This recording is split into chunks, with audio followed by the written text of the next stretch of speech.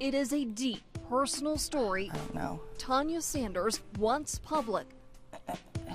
It's just hard because... Her life story of physical agony. Oh my God, here we go, I'm sorry. Heartache and thoughts to end it for good.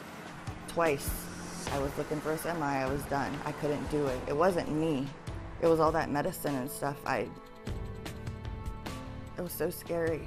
In 2009, Tanya was diagnosed with lupus, an incurable autoimmune disease. It affects your liver, your heart. Tanya's declining health kept her in and out of the hospital A stroke. for 8.5 years. Bacterial meningitis twice. Comas. Her list of prescription medications The fentanyl. seemed endless. There's Dilaudid. There's Vicodin.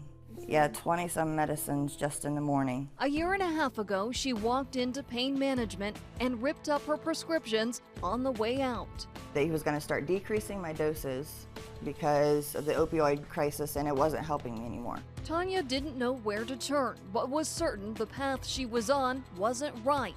Withdrawals hit her hard. She finally looked to a friend who uses medical cannabis. Within 5 minutes after using it, after all these symptoms that I had been having, these horrible withdrawals, horrible, it was gone. While lupus is not one of the conditions for medical marijuana in Ohio, Tanya says she does have two that are. I have the fibromyalgia and the chronic pain. Ohio doctors are preparing for people like Tanya. Well, I'm going to be certified. I mean, there's no reason not to be. Kevin Watt is an ophthalmologist in Dayton. He says patients know what works for them to feel better. If it's medical marijuana that's going to help, I think it's just reasonable.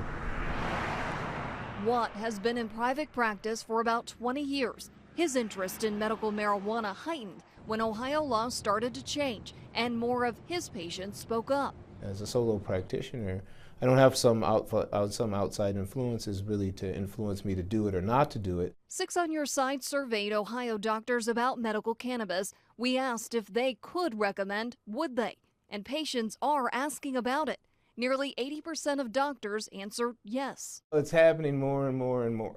And some of them aren't even patients. Cannabis Expertise is one of the training providers for Ohio. Come learn from the experts. Dr. Dustin Sulak is the course director.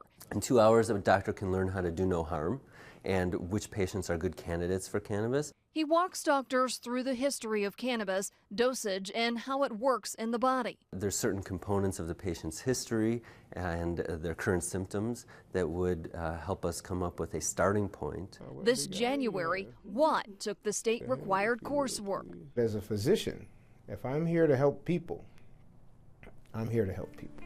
It's amazing. For 17 years, Tanya helped people as a nurse. I've always wanted to be a nurse, always. And I couldn't do that. I couldn't even help myself.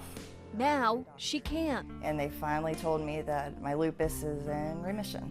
Now she's reaching out to people who may be on the fence and in fear. I want them to see that it's given me my life back, finally.